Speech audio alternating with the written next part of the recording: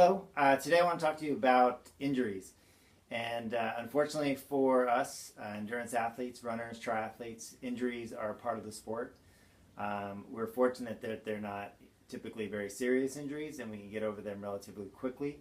And that would be the other thing, would be learning as quick as possible to recognize when a tweak or an ache or a pain is coming on and what we can do to prevent it from becoming an injury. Treat it with massage, stretching, rest, modifying our training schedule, right? Those are all things that we can do to delay or prevent a small thing from becoming a big injury. I define an injury as something that negatively impacts your training. So, if you have to miss a week of training because to let something heal, that's definitely an injury. It doesn't have to be something that requires 6 weeks off, like a stress fracture would, right? So that's a little bit more on the serious side. What I've come to notice, though, is that when it comes to injuries, people actually go through stages, and they go through the common stages of grief. And I found that just by being aware that you're likely to go through these stages can, one, help you move through them quicker, because when you get to the final stage, that's when you actually get into healing yourself and you put a plan together and you're on the road to recovery. But the first four stages really just have you stuck in the muck, if you will, and not actually moving forward and making progress. So what are the 5 stages? Well, the first stage is denial.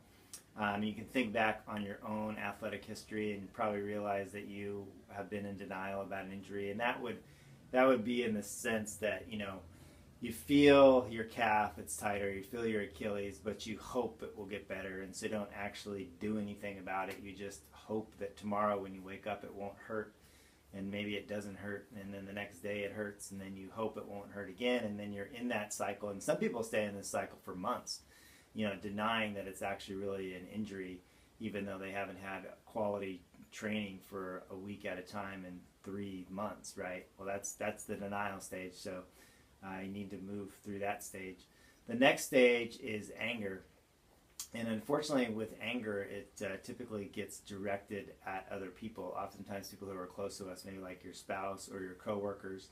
Your coworker innocently asks you how your training's going, and you bite their head off, right? And they're wondering what the heck happened. But just know that being angry, it's a natural response, because basically you feel as if something has been taken from you. Your health has been taken from you. You're no longer able to exercise. If you're in the anger phase and you're watching this video, then you probably think that I'm a just complete jerk and don't know what the heck I'm talking about, and how could I know your situation?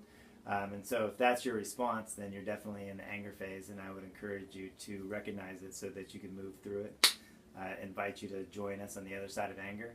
The next stage that people move through is the bargaining stage, and which typically see in the bargaining stage is where people say, well, if I only run this way, if I don't run hills and I stay on the flats, or if I don't do any speed work, or I don't run anything longer than 3 miles, or you'll see it where they got a first and second opinion, but they go for a third and a fourth opinion because they're essentially just trying to find an expert who will tell them what they want to hear.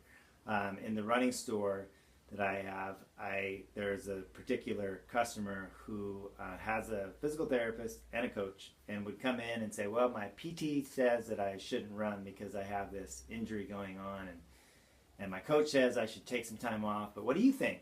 And you can tell that they're just basically hoping that I would say, oh yeah, totally run through it, right? Because then that absolves them from their responsibility. Then they can go to their PT and their coach and say, well, the guy at the running store told me I could run. It's not my fault. Somebody told me I could run. But so if you're in that place and you recognize that you're bargaining with yourself and you're trying to just keep asking enough people until you find somebody who tells you what you want to hear, or until you read an article that tells you what you want to hear, or you're trying to bargain with yourself on what kind of workouts you can do, realize that's also part of the process, and that's just one stage and that you can move through. The next stage in the stages of grief is depression. And especially with exercise, you think about if you cut down your exercise or stop your exercise, we know that exercise releases chemicals like dopamine and serotonin, which makes the brain happy. So we take those chemicals away by not exercising. So it makes sense that you're going to maybe be a little bit depressed. Whenever, I've had setbacks and injuries And even when I'm sick, one of the things that I always remind myself is that you never appreciate your health until it's gone.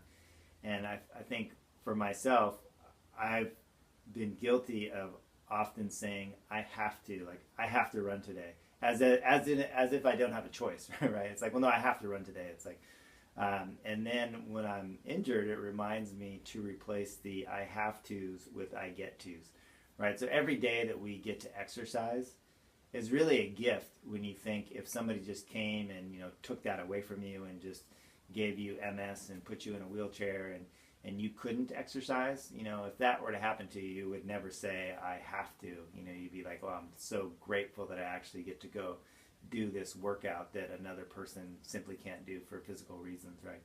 But so also notice, just know that depression is part of it. I would also say the longer that you stay in these first 4 states, the more delayed you are into getting truly healthy and reaching your optimal performance. So get through these as quick as possible. You can get through them in 5 minutes if you were to sit down and journal and write them all down and recognize them. But unfortunately, sometimes people stay, weeks and months in each state. Each stage, and it's like 6 or 8 months before they actually get to the 5th stage, which is acceptance. So when you get to acceptance, and you want to get here as quick as possible, but when you get here, now you can begin to get to the place where you can put a plan together to get healthy. Once you accept that you're injured, your number one job, your number one workout is to get healthy. So if you were going to run for an hour, now instead of running for an hour, you do all the PT exercises that you need to do to get healthy, or you do the stretching that you need to do to get healthy. So you spend the time that you would have spent in swimming, biking, running, exercising, and you change that and you channel that into getting healthy, right? You don't want to just take that time and say, oh, I'm not running, I'm just going to lay on the couch and I'm just going to wait for it to get healthy. Sometimes that's the case if you have an injury and it just requires straight up rest, but most of the time there's something you can do. Along the same lines, even if you can't run, doesn't mean you can't exercise. Oftentimes you can swim, or you can bike, or you can do some core strengthening, or you can do some stationary weight training. There's usually something you can do to keep your exercise going besides just cold turkey stopping. Okay. So get to the acceptance stage as quick as possible. Move through all these. In fact, if you're in denial and you have an injury and you recognize that you're in denial or anger or bargaining or depression, see how quickly you can bypass some of the other stages and get to acceptance. So recognizing it is one of the most helpful things. Also, just knowing that it's natural for people to go through these stages can be helpful to you, because oftentimes you might not even realize why you're angry, yet you're biting everyone's head off. And if you took time to stop and think, you would realize that you're really pissed off because you've been training really hard for this race, and now you're injured, and that's a huge setback that you didn't plan on. And so, yeah, you're pissed off. But that doesn't mean, give you the right to take it out on people, your friends and family, and people who are just trying to support you. And then next thing you know, you're just down their throat.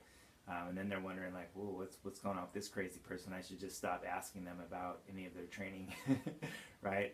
So we've all probably have been on both sides of that. We probably had somebody maybe bite our head off, or just, asking how their training's going. And we probably also have snapped at people when we're injured, right? So get through those, minimize the delay, and then we'll do another video mostly on injury prevention. So all the things that you can do to keep these tiny little aches, tweaks from becoming full-blown injuries. Because that's really your best bet, is to learn as quickly as possible to listen to your body and then to respond to it with the proper, rest, changing the training schedule, stretching, icing, massage, various things to keep those from becoming injuries. So look for that in the next video, and I hope that this video on the stages of grief and injuries serves you. Thanks.